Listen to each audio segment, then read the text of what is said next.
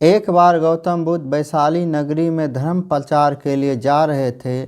जब यह नगरी के बीचों बीच से गुजर रहे थे तो उन्होंने देखा कि कुछ सैनिक तेजी से भागती हुई एक लड़की का पीछा कर रहे हैं। डरी हुई लड़की एक कुएं के पास जाकर खड़ी हो गई। वह हाँफ रही थी और प्यासी भी थी। बुद्ध ने उस बालिका को अपने पास बुलाया और कहा कि वह उनके लिए कुएं से पानी निकाले, स्वयं भी पिए और उन्हें भी पिलाए। इतनी देर में सैनिक भी वहां पहुंच गए।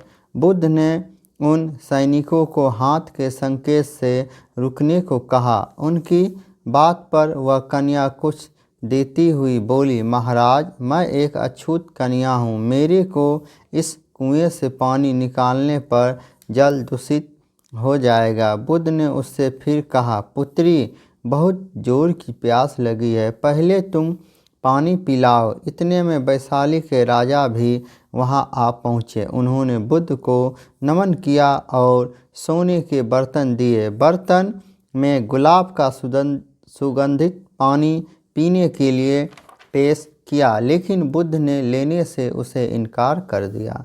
बुद्ध ने एक बार फिर बालिका से अपनी बात दोहराई। इस बार बालिका ने साहस बटोरकर कुएं से पानी निकालकर स्वयं भी पिया और गौतम बुद्ध को भी पिलाया।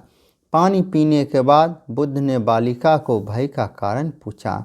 कन्या ने बताया, मुझे संयोग से राजा के दरबार में गाने का अवसर मिला था। राजा ने गीत सुन मुझे अपने गले की माला पुरस्कार में दी, लेकिन उन्हें किसी ने बताया कि मैं एक अछूत कन्या हूँ। यह जानते ही उन्होंने अपने सैनिकों को मुझे कैद खाने में डाल देने का आदेश दिया। मैं किसी तरह से बचकर यहाँ तक पहुँची थी कि आप मिल गए। इस पर बुद्ध ने कहा, सुनो राजन, मैं चाहता हूँ कि आप मेरी इस बात को हमेशा याद रखें कि किसी भी इंसान की पहचान उसके धर्म या जाति से नहीं, बल्कि उसके गुण और कर्मों से होती है। जिस प्रकार बालिका के मधुर कंठ से निकले गीत का आपने आनंद उठाया, उसे पुरस्कार दिया, जिसके काज इतने अच्छे हैं, वह अछूत हो ही नहीं सकती है। कि यहाँ पर नीची सोच और छोटे काज करके अछूत होने का परिचय तो आपने दिया है, इसलिए मेरी नज़रों में यह कन्या नहीं बल्कि आप अछूत हैं। कि वैशाली नरेश बुद्ध के सामने शर्मिंदा होने के अलावा और कर भी क्या सकते थे। उन्होंने बुद्ध से क्षमा मांगी और वहाँ से चले गए।